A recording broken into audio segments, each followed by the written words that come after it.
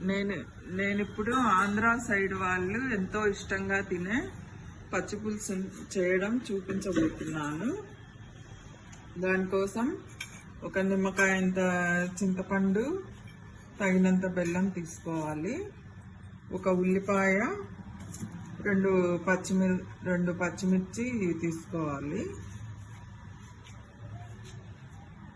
ఇవి ఒక అరగంట పాటు రెండు కలిపి నానబెట్టుకోవాలి. నేను ముందే నానబెట్టి ఉంచాను.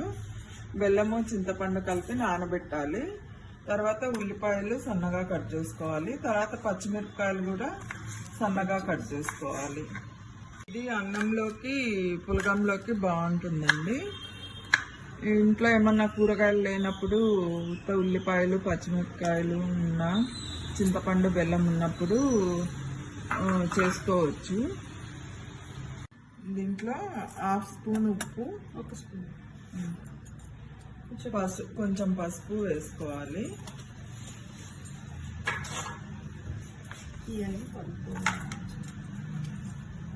అవన్నీ ఆ గిన్నెలో వేసుకోవాలి.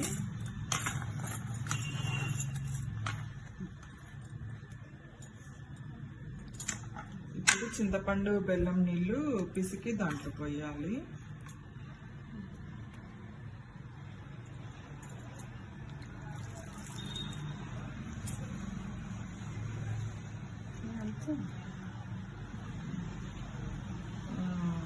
రసం కన్సిస్టెన్సీలో రావాలి పులుసు.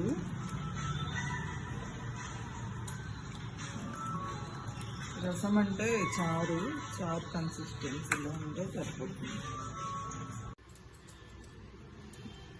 కొంతమంది దీంట్లో తిరవాత కూడా వేసుకుంటారండి. మినపప్పు, ఆవాలు, జీలకర్ర, కరివేపాకు, ఎండుమిరపకాయలు. మేమైతే ఏమి వేసుకోము. కొంతమంది కొత్తిమీర కూడా కట్ చేసుకొని వేసుకుంటారు. అది మన ఇష్టం అండి, ఎట్లా అయినా వేసుకోవచ్చు.